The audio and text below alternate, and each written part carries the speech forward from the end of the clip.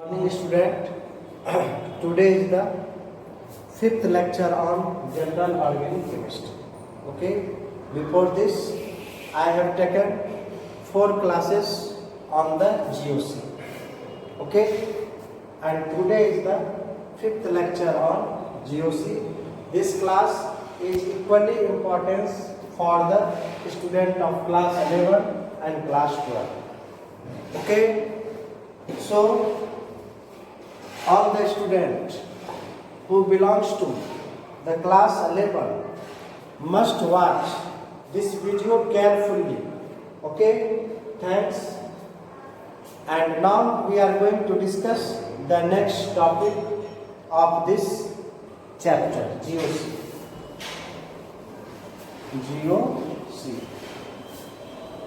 इस GOC को पढ़ने के पहले हम लेक्चर 4 में बता चुके हैं बच्चों इलेक्ट्रोनिगेटिविटी के बारे में।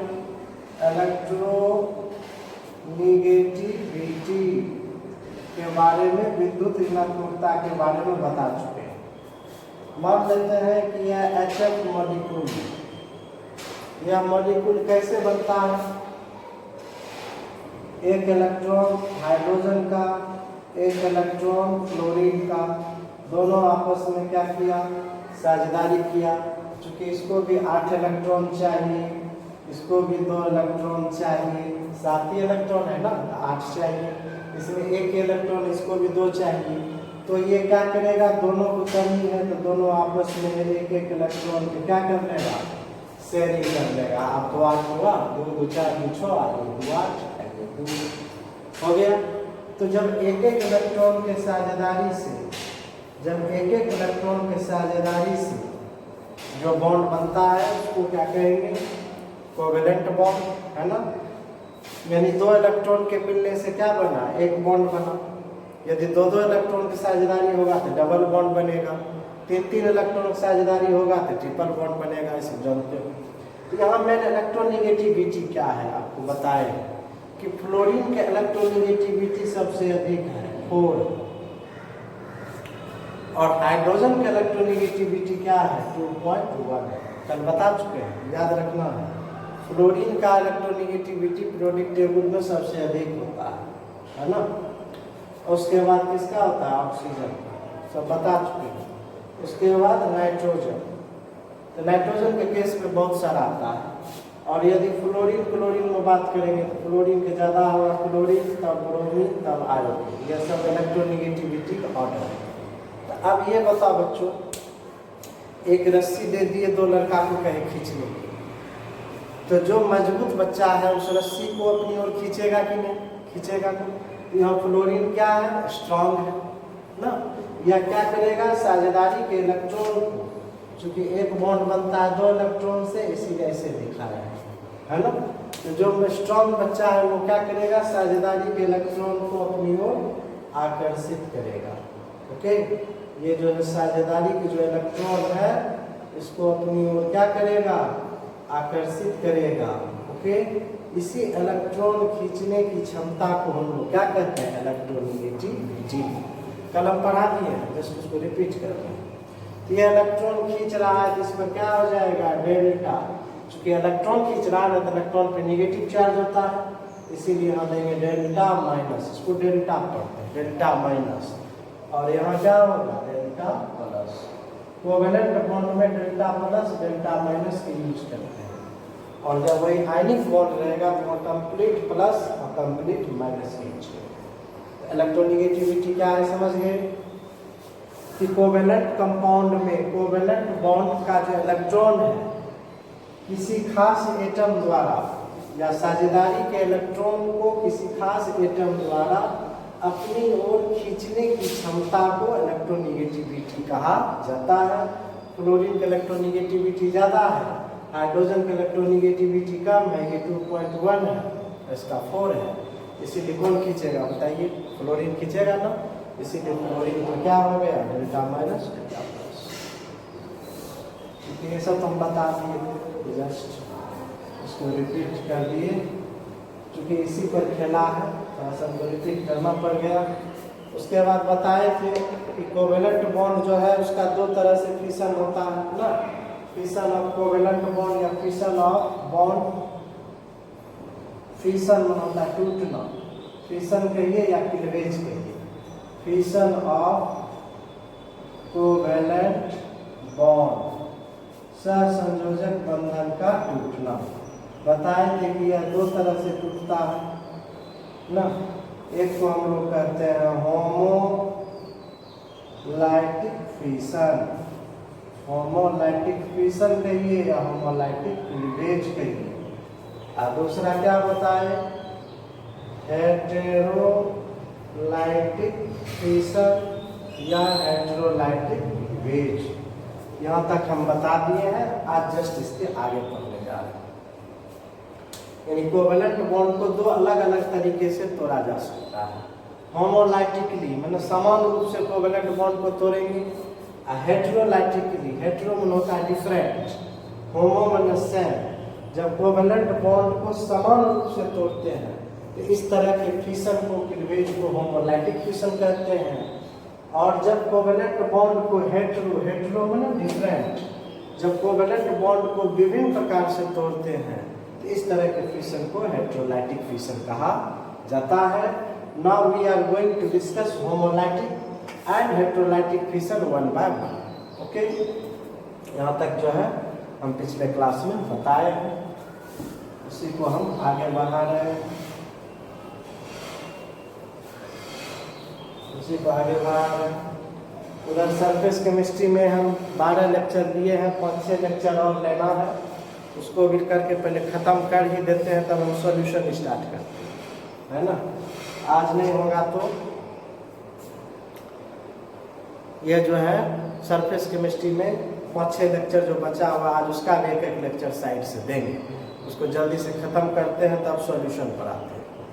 तो पहले पढ़ो, हम लोग को पढ़ना है homolytic fission. Homolytic fission, homolytic fission कहिए या होमोलाइटिक क्लीवेज कहिए, क्लीवेज कहिए, या इसी को कहते हैं होमोलाइसिस या होमोलाइसिस, सब एक ही टर्म है, सब एक ही टर्म है, सबको एक एक करके पढ़ना। देखो नाम से ही स्पष्ट है, होमो मीन्स क्या होता है, सेम, है ना, या होमोलाइसिस जो लिखे, होमो मतलब सेम, लाइसिस मतलब तोड़ना। फिर समझिएगा, होमो मीन्स सेम, लाइसिस मतलब तोड़ना, है ना। लाइसिस टर्म जहाँ भी आ जाए उसका अर्थ होता है तोड़ना। जैसे हाइड्रोलाइसिस, हाइड्रोलाइसिस LYSIS, लाइसिस, जब किसी कंपाउंड को वाटर के द्वारा तोड़ते हैं तो उसको क्या कहते हैं, हाइड्रोलाइसिस। आया समझ में। अमोनोलाइसिस, जब किसी कंपाउंड को अमोनिया के द्वारा तोड़ते हैं तो क्या कहते हैं, अमोनोलाइसिस। यानी लाइसिस टर्म यूज किया जाता है तोड़ने के लिए। अगेन समझिए, होमो मीन्स सेम, लाइसिस में तोड़ना। जब कोवेलेंट बॉन्ड को समान रूप से तोड़ते हैं, देखिए जैसे मान लीजिए कोई मॉलिक्यूल है A और B, है ना, A और B, A से भी दिखा सकते हैं या AB से भी दिखा सकते हैं। तो यह चूंकि कोवेलेंट बॉन्ड है, जानते हैं कि एक बॉन्ड 2 इलेक्ट्रॉन से बनता है, इसलिए 2 इलेक्ट्रॉन दिखाए, है ना। अब कोवेलेंट बॉन्ड को हम इस प्रकार से तोड़ते हैं, कोवेलेंट बॉन्ड को इस प्रकार से तोड़ते हैं। तो कैसे तोड़ोगे भैया, बॉन्ड है, जैसे ये पेन है, इसको तोड़ना है तो अपने टूटेगा नहीं, टूटेगा तो इसमें एनर्जी लगाएंगे तब ना टूटेगा, ऐसे तो अपने आप टूटेगा नहीं। तो इसको क्या करेंगे, या तो सनलाइट देंगे, या हीट करेंगे, या परऑक्साइड डालेंगे, या कैटेलिस्ट डालेंगे, तभी ये बॉन्ड टूटेगा, अपने आप नहीं टूटेगा। सनलाइट देंगे तो टूटेगा, हीट करेंगे जनरली तो टूटेगा। तो किस प्रकार से टूटेगा, तो फिर ये दो, ये जो है ये बॉन्ड बना है 2 इलेक्ट्रॉन से, तो ऐसे तोड़ेंगे, हाफ एरो इधर, हाफ एरो इधर, है ना। इसको क्या कहते हैं, फिश हुक, इसको क्या कहते हैं, फिश हुक। मछली देखा है, मछली कभी मारा है तुम लोग, उसमें क्या रहता है, उसके हुक में एक साइड नोक रहता है, ये नोक रहता है इस तरह से ना, वही ना मछली के गिल में जाकर फंस जाता है। इसको कहते हैं फिश हुक। फिश हुक के तरह क्या है, या इसी को कहते हैं आप हाफ एयर ना। तो जब इसका क्या होगा, होमोलाइसिस होगा। होमोलाइसिस होगा कैसे होगा, या तो हम इसको हीट करेंगे, या तो क्या करेंगे, सनलाइट देंगे, तभी होगा, अपने आप तो होगा नहीं। तो क्या होगा, यह इक्वल फ्रेगमेंट में टूट जाएगा। तो 2 इलेक्ट्रॉन है, एक इलेक्ट्रॉन चला जाएगा इस पर ए पर, एक इलेक्ट्रॉन चला गया इस बी पर। एक कोवेलेंट बॉन्ड जो है 2 इलेक्ट्रॉन से बना है। जब हम इसमें क्या किए, हीट दिए या लाइट दिए, हीट दिए या लाइट दिए, तो क्या होगा, ये टूटेगा।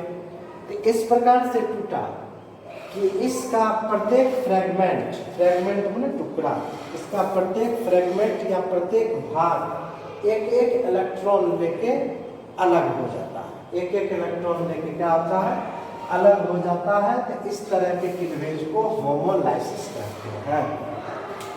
फिर समझिएगा, ये कोवेलेंट बॉन्ड जो है बना है एक एक इलेक्ट्रॉन के साझेदारी से। जब हम इसको हीट किए या लाइट एनर्जी दिए तो क्या हुआ, यह बॉन्ड टूटा। इस प्रकार से टूटा कि ए एटम भी एक इलेक्ट्रॉन ले लिया और बी एटम भी एक इलेक्ट्रॉन लिया, है ना। इसीलिए हाफ एरो इधर दिए, हाफ एरो इधर दिए। एक इलेक्ट्रॉन ये लिया, एक पर दे दिए डॉट, है ना, यहाँ इलेक्ट्रॉन को डॉट से दिखाए। और फिर बी जो है एक इलेक्ट्रॉन ले लिया, तो बी पर क्या दिया, डॉट ना। तो होमोलाइसिस के फलस्वरूप जो ये प्रोडक्ट हुआ, ये रिएक्टेंट हुआ, ये होमोलाइसिस के क्या हुआ, प्रोडक्ट हुआ। इस प्रोडक्ट को कहा जाता है फ्री रेडिकल। फ्री रेडिकल, ये जो प्रोडक्ट हुआ इसको क्या कहेंगे बताओ, फ्री रेडिकल। यह जो फ्री रेडिकल होता है ना, यह हाईली रिएक्टिव होता है, बहुत ज़्यादा रिएक्टिव होता है। इसको फ्री रेडिकल कहते हैं। यह क्या होता है, वेरी रिएक्टिव होता है, अत्यधिक क्रियाशील होता है ना। अत्यधिक क्या होता है, क्रियाशील होता है। इसमें क्या रहता है, ऑड या अनपेयर्ड इलेक्ट्रॉन रहता है। ऑड या अनपेयर्ड, ऑड या अनपेयर्ड इलेक्ट्रॉन इस पर पाया जाता है। होमोलाइटिक फिशन क्या है, समझ में आ गया होगा बच्चों। होमोलाइटिक फिशन में जो क्लीवेज को जो हम लोग दिखाते हैं कैसे, फिश हुक के द्वारा, फिश हुक के द्वारा दिखाते हैं। अब आया समझ में होमोलाइटिक फिशन क्या है। फिर समझिएगा, जब कोवेलेंट बॉन्ड को इस प्रकार से ब्रेक किया जाता है, इस प्रकार से तोड़ा जाता है कि प्रत्येक फ्रेगमेंट, प्रत्येक फ्रेगमेंट, फ्रेगमेंट में क्या होगा, टुकड़ा या भाग, प्रत्येक फ्रेगमेंट में समान इलेक्ट्रॉन रहता हो। प्रत्येक फ्रेगमेंट में समान इलेक्ट्रॉन रहता हो, है ना। इस पर भी एक इलेक्ट्रॉन है ना, इस पर भी क्या है, एक इलेक्ट्रॉन है। तो दोनों फ्रेगमेंट क्या है, समान है। तो इस तरह के क्लीवेज को हम लोग होमोलाइसिस कहते हैं या होमोलाइटिक क्लीवेज कहते हैं। और होमोलाइसिस के जो प्रोडक्ट होता है उसको फ्री रेडिकल कहते हैं। फ्री रेडिकल जो है रिएक्शन के दरमियान बीच में बनता है, इसीलिए हम लोग इसको इंटरमीडिएट कहते हैं। आगे पढ़ेंगे। यह क्या होता है, हाईली रिएक्टिव होता है, अत्यधिक क्रियाशील होता है। इसमें या तो ऑड नंबर में इलेक्ट्रॉन पाया जाता है या अनपेयर्ड इलेक्ट्रॉन पाया जाता है। विषम संख्या में इलेक्ट्रॉन पाया जाता है या अयुग्मित इलेक्ट्रॉन पाया जाता है। इस तरह के क्लीवेज को हम लोग क्या कहेंगे बताओ, होमोलाइसिस या होमोलाइटिक क्लीवेज। क्लियर हो गया। इसको लिखिए ना, इसको लिखिए। ओके, देखिए वेयर कोवेलेंट बॉन्ड ब्रेक्स, कहाँ लिखते हैं, इसको मिटा देते हैं, इसको मिटाते हैं।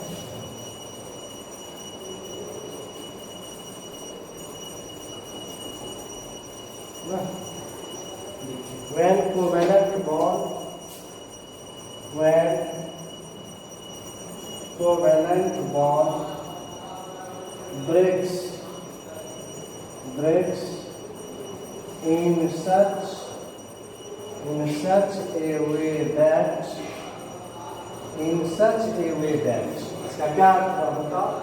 जब कोवेलेंट बॉन्ड इस प्रकार से टूटता है कि each fragment carries that each fragment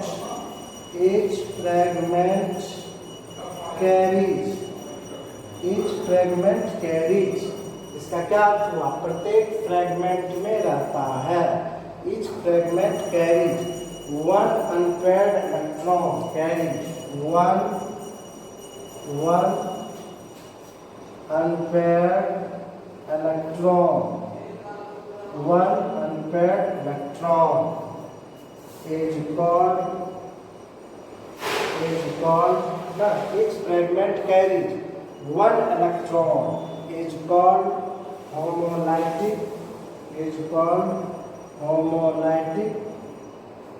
fission or homolytic cleavage or homolysis, and their products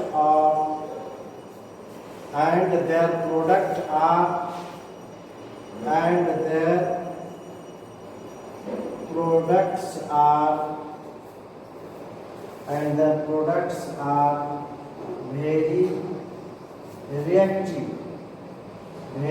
reactive, called free radical.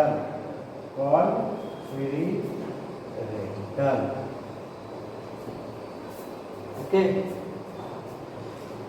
लिखिए। जब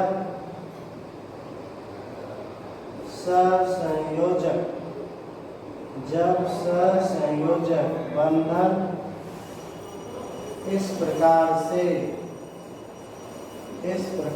से टूटता है कि प्रत्येक फ्रैगमेंट में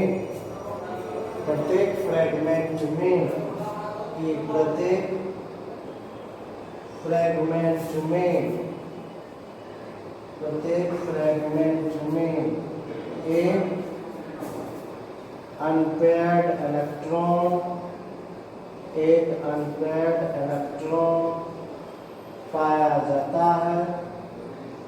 अनपेयर्ड इलेक्ट्रॉन पाया जाता है, उसे होमोलाइटिक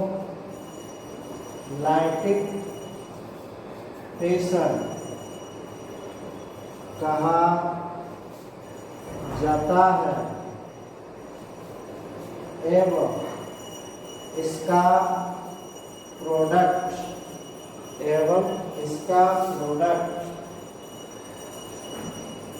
जो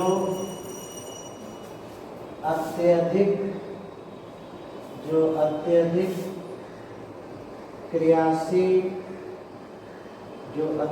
क्रियाशील होता है, फ्री रेडिकल कहलाता है।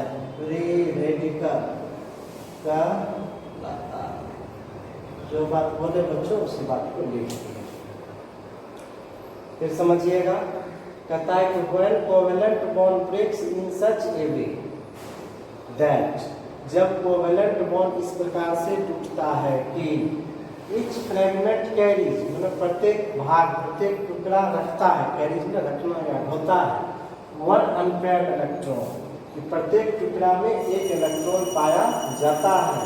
तो इस प्रकार के क्लीवेज को होमोलाइटिक फिशन या होमोलाइटिक क्लीवेज या होमोलाइसिस कहा जाता है। एंड देयर प्रोडक्ट, और जो उसका उत्पाद होता है, आर वेरी रिएक्टिव, उसका उत्पाद जो होगा, प्रोडक्ट होगा, वेरी रिएक्टिव होगा, बहुत क्रियाशील होगा, जिसे हम लोग क्या कहते हैं? फ्री रेडिकल कहते हैं। ओके, फिर पढ़ देते हैं।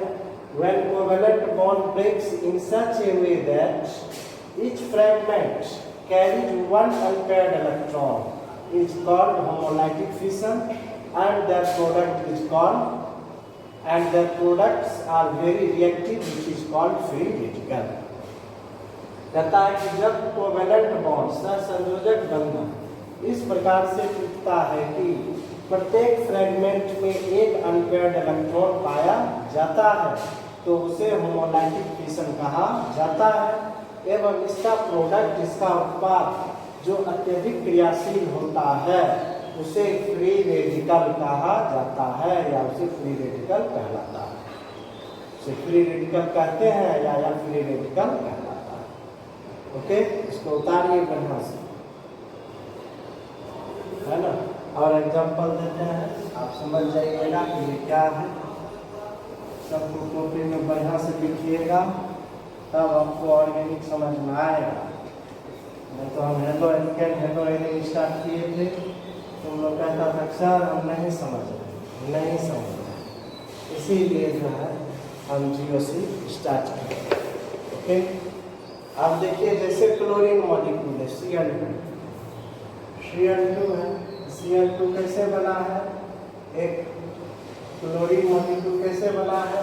एक इलेक्ट्रॉन है इस क्लोरीन एटम का, एक इलेक्ट्रॉन इस क्लोरीन एटम का, इससे कोवेलेंट बॉन्ड बना है।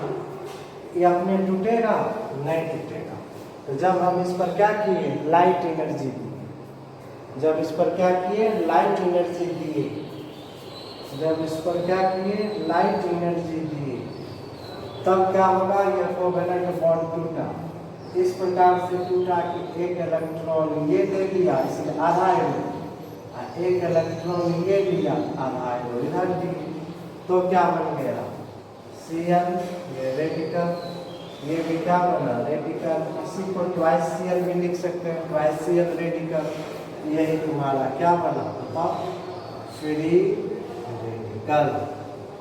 यही तुम्हारा क्या बना? Free radical. अब आया समझ में? क्लोरीन पर है इसीलिए कह सकते हैं क्लोरीन फ्री रेडिकल।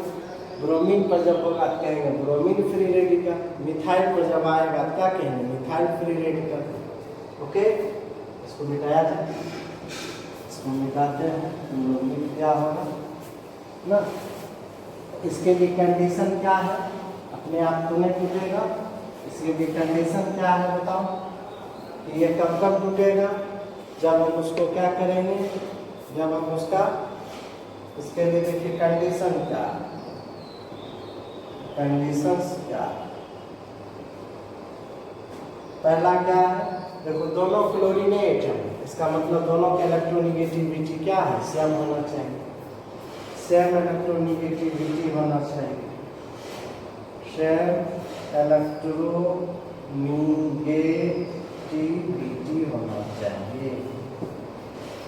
दोनों एटम के इलेक्ट्रोनिगेटिविटी समान होगा तब ना दोनों आपस में एक एक इलेक्ट्रॉन बांट लेगा। और यदि दोनों का असमान होगा, दोनों के इलेक्ट्रोनिगेटिविटी असमान होगा, तब यह क्या करेगा? बराबर इलेक्ट्रॉन के वितरण होगा? नहीं। इसीलिए इसके लिए कंडीशन क्या है कि दोनों एटम का इलेक्ट्रोनिगेटिविटी क्या होना चाहिए? समान होना चाहिए।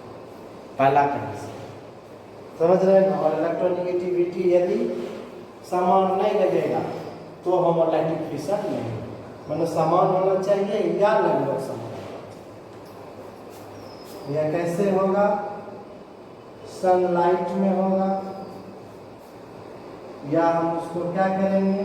सनलाइट में कराएंगे, या क्या कराएंगे? हाई टेम्परेचर पर कराएंगे। जब टेम्परेचर ज़्यादा देंगे तब होगा, हाई टेम्परेचर जब देंगे तब होगा, अदरवाइज नहीं होगा।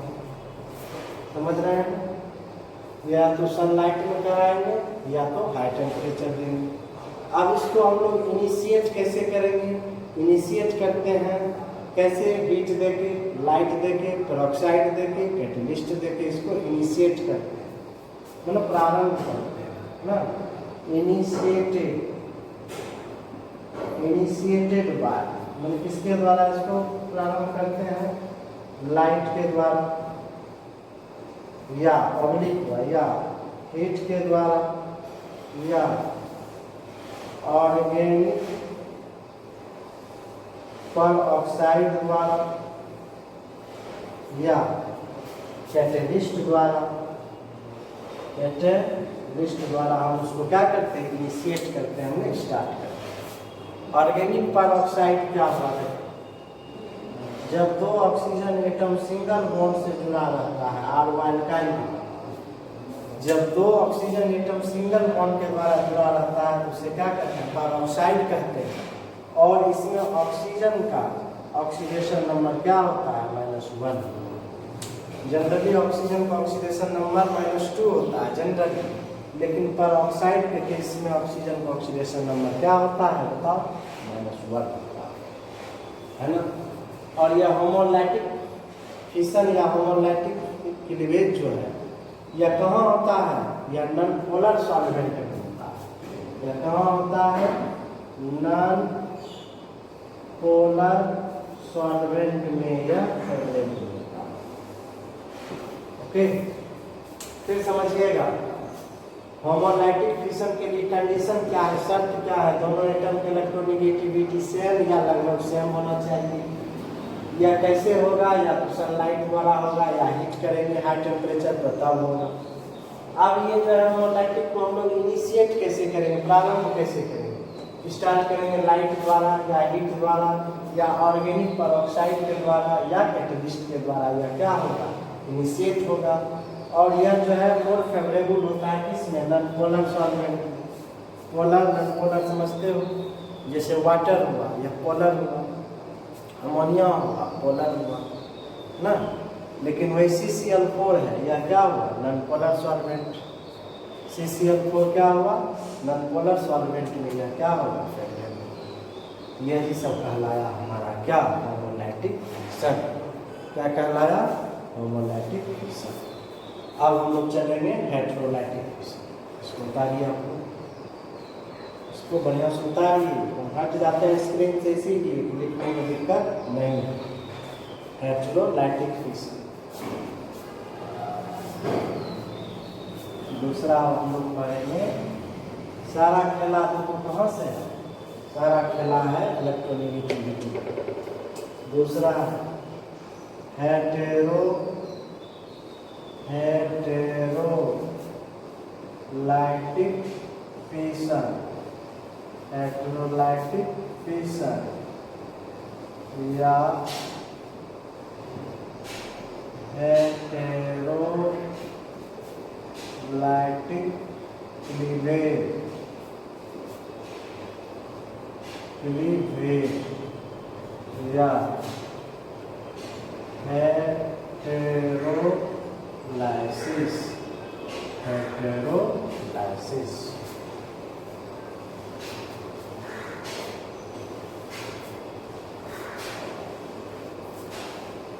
उतारा, इसको बढ़िया से उतार लीजिए। आपको हड़बड़ नहीं करना है, अच्छी तरह से एक एक टर्म को पढ़ते हुए आगे बढ़ना है। इसको मिटाते हैं, तो मिटाया नाम से ही स्पष्ट है, नाम से ही स्पष्ट है। हेटेरोलाइसिस, हेटेरो मतलब क्या हुआ डिफरेंट, मतलब विभिन्न, लाइसिस मतलब तोड़ना ना। जब कोवेलेंट बॉन्ड को विभिन्न प्रकार से तोड़ा जाता है, हेटेरो मतलब क्या हुआ डिफरेंट, डिफरेंट मतलब विभिन्न, लाइसिस मतलब अगेन तोड़ना। जब कोवेलेंट बॉन्ड को समान रूप से नहीं तोड़ते, कैसे तोड़ते हैं, और समान रूप से तोड़ते हैं कि प्रत्येक फ्रेगमेंट, प्रत्येक टुकड़ा एक दूसरे के बराबर नहीं होगा। इसमें क्या होगा, एक टुकड़ा पर आ जाएगा पॉजिटिव चार्ज, एक टुकड़ा पर आ जाएगा नेगेटिव चार्ज, है ना। एक टुकड़ा क्या बन जाएगा कैटायन, पॉजिटिव आयन को क्या कहते हैं कैटायन, और एक टुकड़ा क्या बन जाएगा एनायन। तो कोवेलेंट बॉन्ड को इस प्रकार से तोड़ते हैं कि दोनों टुकड़ा समान नहीं होगा, यानी दोनों टुकड़ा फ्रेगमेंट क्या होगा असमान होगा। इसके कारण जो प्रोडक्ट बनेगा, एक प्रोडक्ट पर पॉजिटिव चार्ज आएगा जिसको कैटायन कहेंगे, और एक पर नेगेटिव चार्ज आएगा उसको क्या कहेंगे एनायन। समझ रहे हैं। आप कहोगे कि किस पर पॉजिटिव होगा किस पर नेगेटिव होगा, तो जो एटम ज़्यादा इलेक्ट्रोनेगेटिव होगा उस पर नेगेटिव चार्ज आएगा, वह एनायन बनाएगा, और जो एटम कम इलेक्ट्रोनेगेटिव होगा उस पर पॉजिटिव चार्ज आएगा और वह क्या बनाएगा कैटायन बनाएगा। तो फिर समझिएगा हेटेरो माने डिफरेंट, लाइसिस में तोड़ना। देखिए आप तुरंत समझ जाइएगा। जैसे मान लो कोई मॉलिक्यूल है ना, एक ए बी मल्टीपल। ओके, इसको हम क्या करते हैं, ए बी।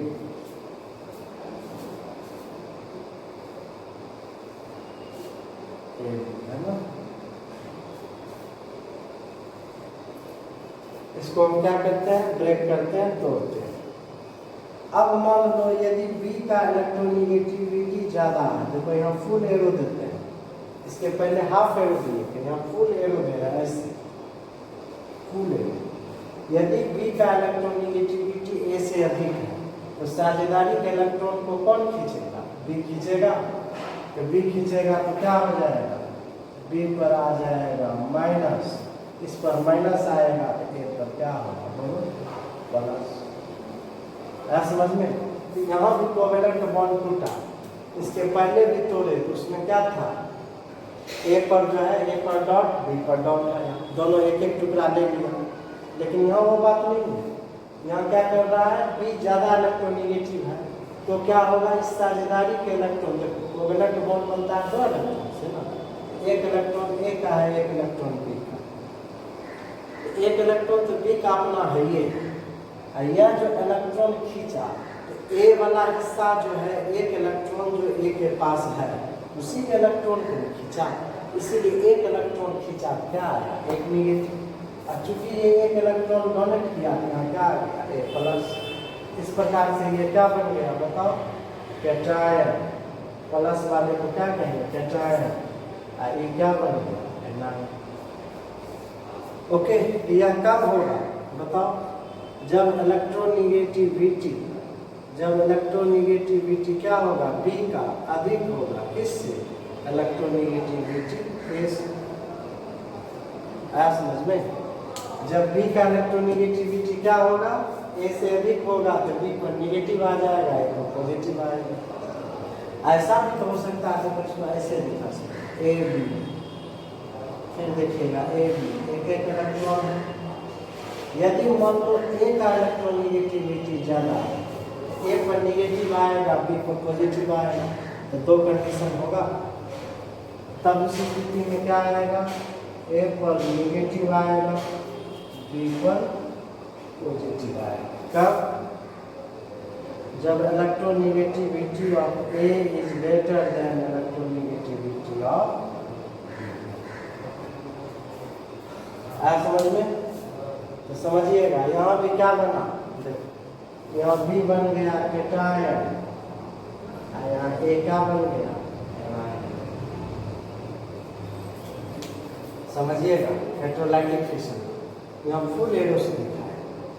जब हम कोवेलेंट बॉन्ड को इस प्रकार से तोड़ते हैं कि साझेदारी के जो इलेक्ट्रॉन है, जो साझेदारी का इलेक्ट्रॉन है वह कहाँ रहता है, मोर इलेक्ट्रोनिगेटिव एटम की, कहाँ रहता है, मोर इलेक्ट्रोनिगेटिव एटम की ओर रहता है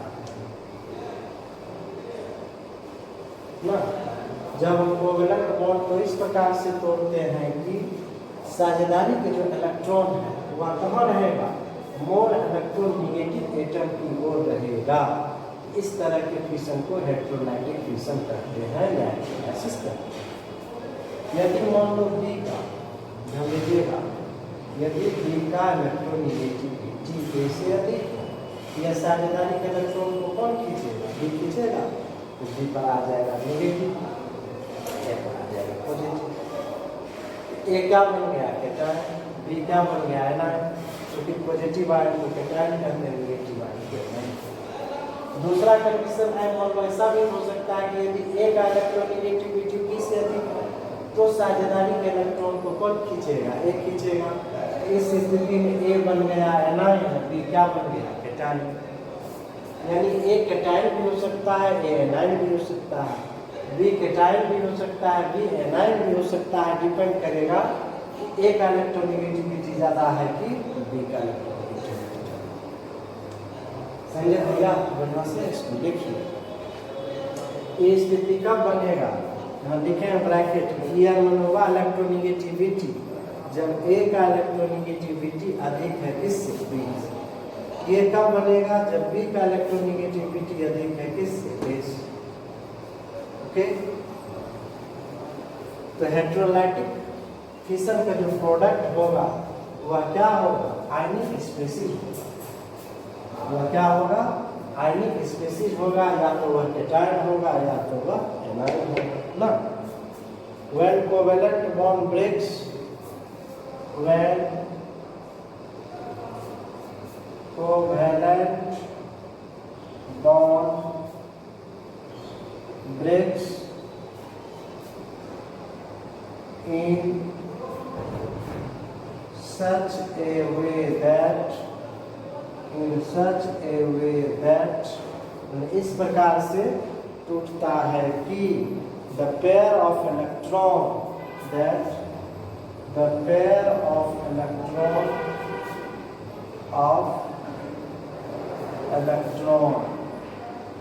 stay on more electronegative atom. Pair of electron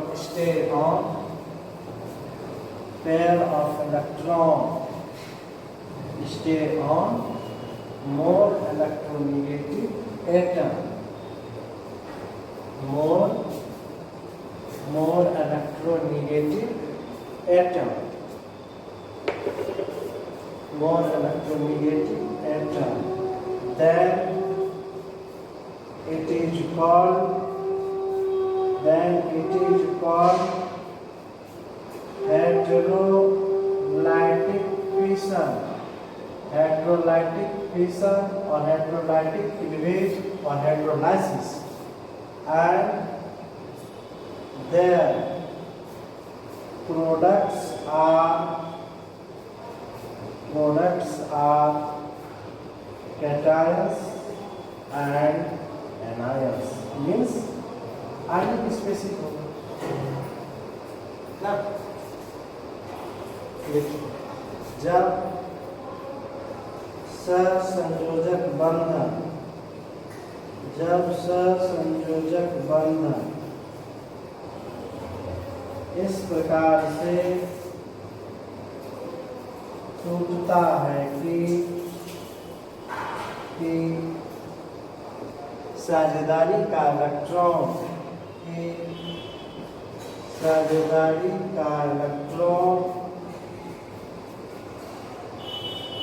अधिक इलेक्ट्रोनिगेटिव साझेदारी का इलेक्ट्रॉन जो है कहाँ रहेगा, अधिक इलेक्ट्रोनिगेटिव परमाणु पर रहता है, एटम पर रहता है, तो उसे हेटेरोलाइटिक फिशन कहा जाता है एवं इसका प्रोडक्ट या इसका उत्पाद आयनिक स्पीशीज अर्थात केटायन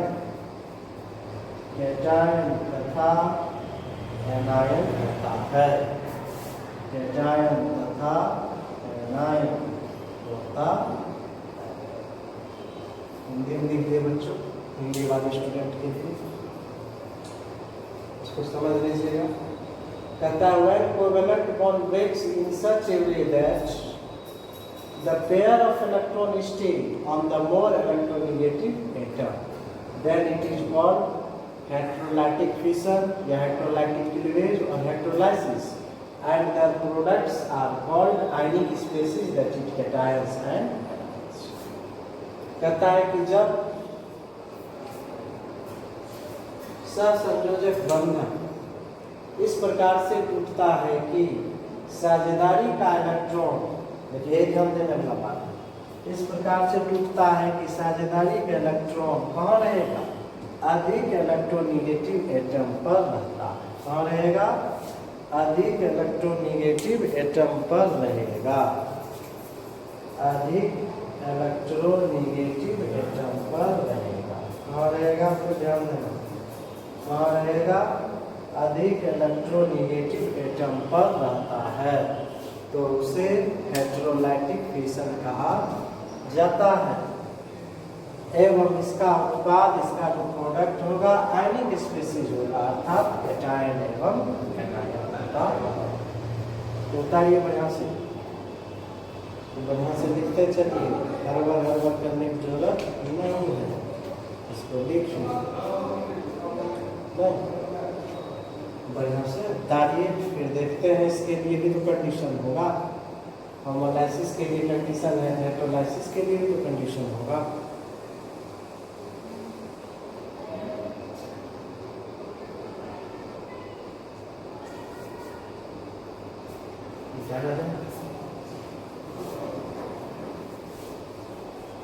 इसको बढ़िया से लिखिएगा, लिखने का पर्पस लगता है, आप लोग बढ़िया से उसको देख लीजिए। इसके लिए देखिए कंडीशन क्या है, कंडीशन हो ना सर, है ना। ए और पी दोनों के इलेक्ट्रोनेगेटिविटी क्या होगा बताओ, डिफरेंट इलेक्ट्रोनेगेटिविटी है। ए और बी जो है दोनों का क्या होगा, डिफरेंट इलेक्ट्रोनेगेटिविटी होगा। ओके, दोनों का इलेक्ट्रोनेगेटिविटी क्या होगा, डिफरेंट। ओके, या कहाँ पर होता है, या होता है पोलर सॉल्वेंट, पोलर सॉल्वेंट। जैसे पोलर सॉल्वेंट क्या हुआ, वाटर हुआ, लिक्विड अमोनिया हुआ, लिक्विड सल्फर डाइऑक्साइड हुआ ना, लिक्विड HF हुआ, यह सब के सब क्या है, पोलर सॉल्वेंट है। चूंकि पोलर पोलर में लाइक होगा, चूंकि इसका जो है प्रोडक्ट क्या है, आयनिक स्पीशीज है। आयनिक स्पीशीज मतलब क्या होगा, पोलर स्पीशीज है, इसीलिए यह क्या होगा, पोलर सॉल्वेंट में ज़्यादा फेवरेबल होगा। उसको हम इन्फ्लुएंस कैसे करें ना, उसको जो इन्फ्लुएंस कैसे करते हैं, इसको उत्तेजित कैसे करते हैं, या तो एसिडिक कैटालिसिस के द्वारा या बेसिक कैटालिसिस के द्वारा ना, इसको हम लोग इन्फ्लुएंस करते हैं। कैसे इसको हम लोग इन्फ्लुएंस करते हैं, या तो एसिडिक कैटालिसिस के द्वारा या बेसिक कैटालिसिस के द्वारा। क्या करते हैं, प्रेरित करते हैं, इन्फ्लुएंस्ड बाय,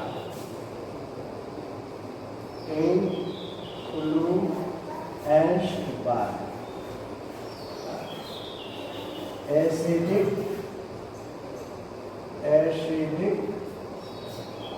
catalysis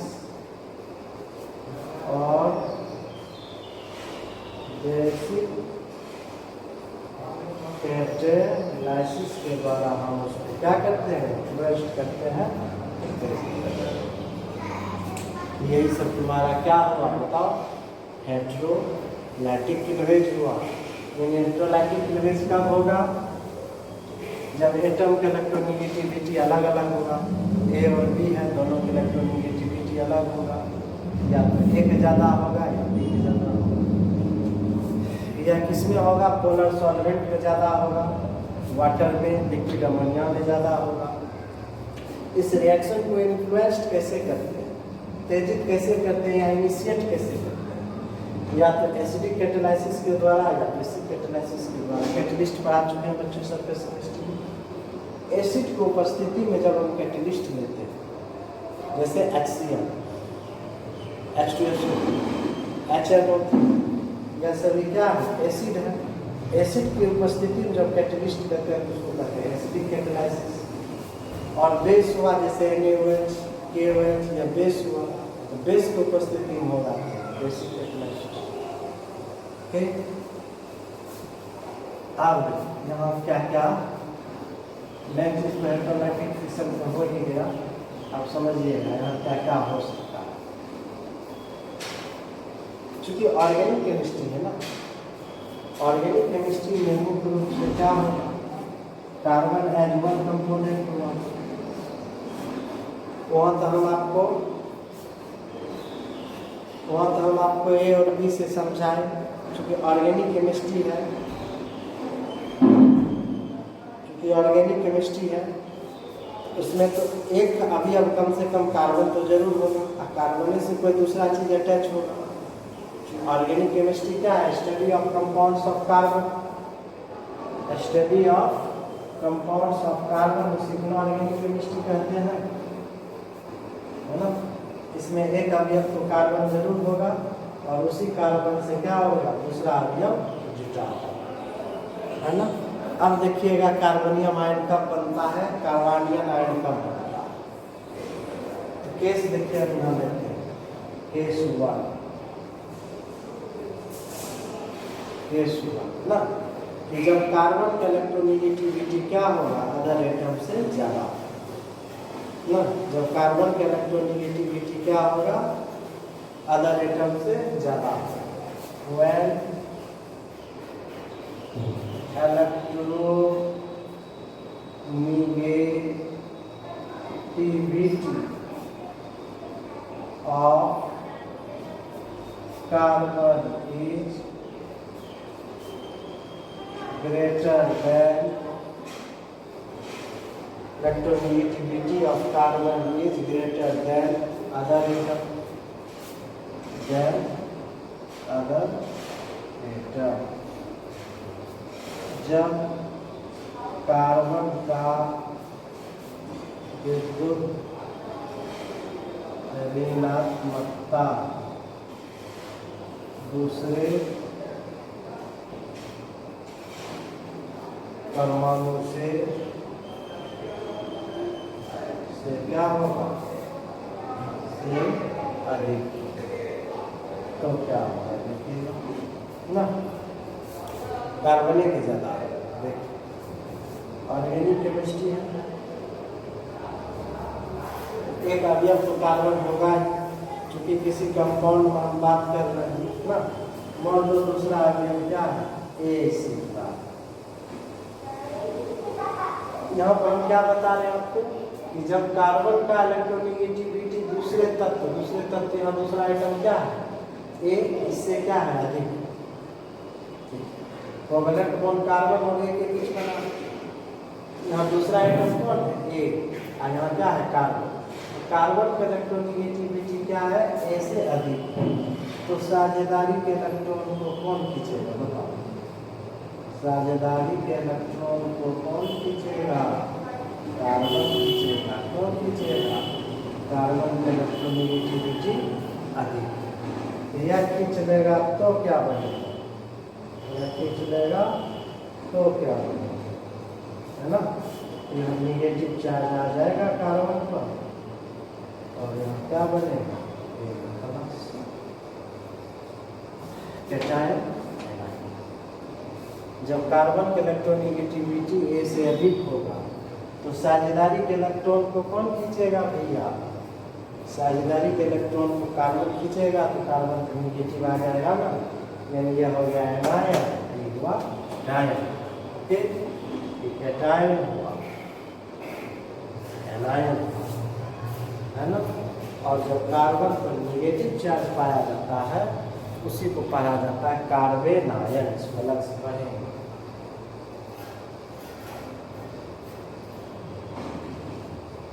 दिमाग में रखना, वे रासायनिक स्पेसीज, वे केमिकल स्पेसीज जिसमें कार्बन पर निगेटिव चार्ज पाया जाता है उसे कार्बेन आयन पढ़ा जाता है या उसे कार्बेन आयन कहा जाता है।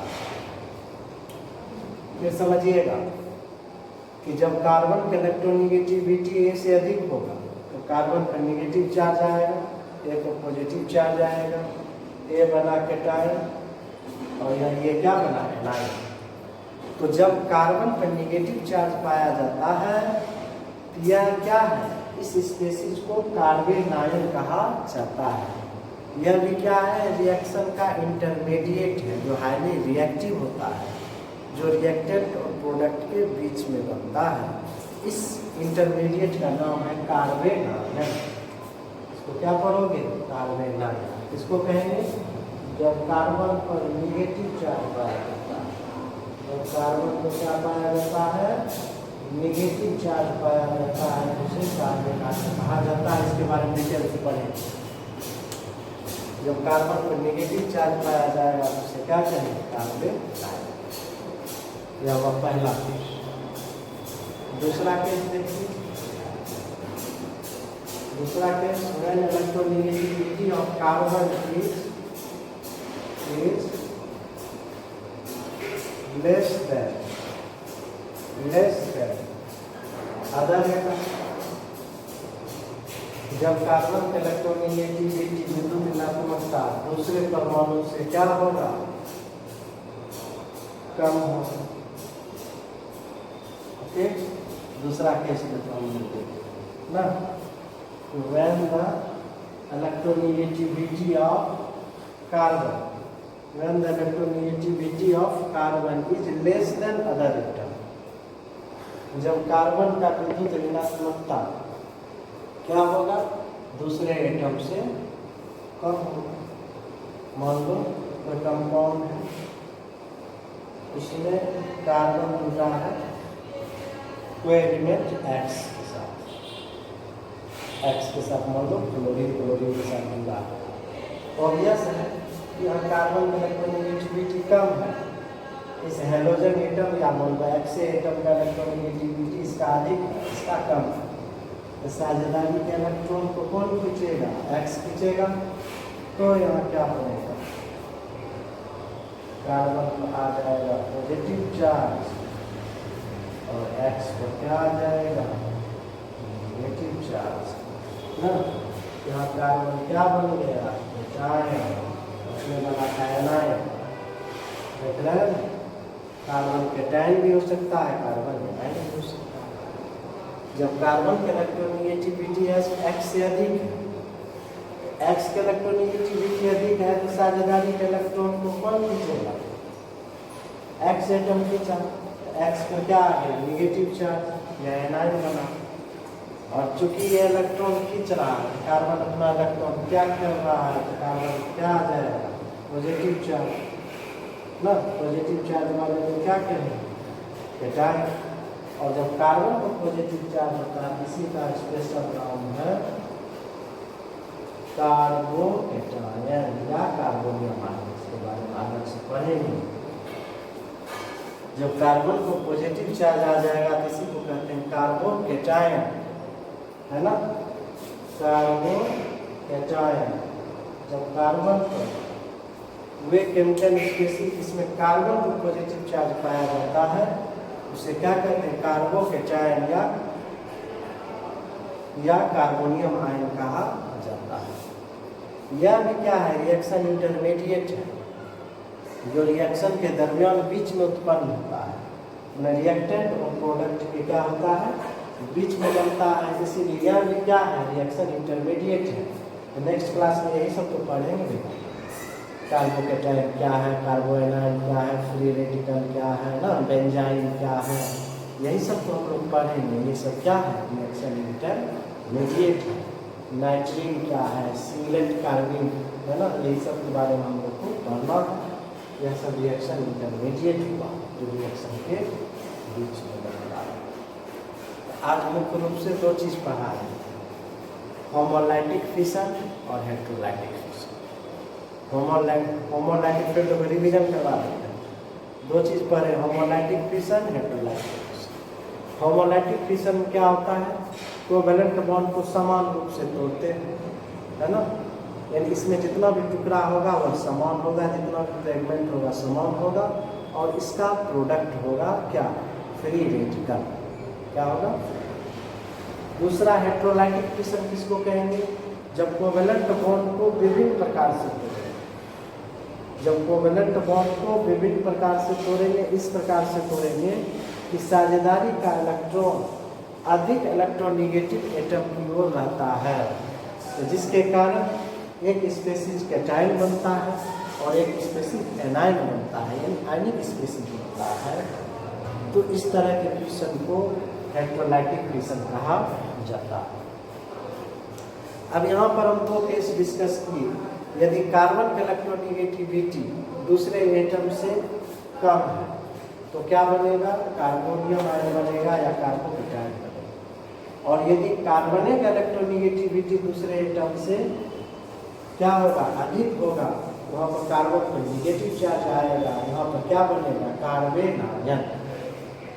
यदि कार्बन की इलेक्ट्रोनिगेटिविटी ज़्यादा होगा तो बनेगा कार्बेन आयन, और यदि कार्बन का इलेक्ट्रोनिगेटिविटी कम होगा दूसरे एटम से तो क्या बनेगा, कार्बन।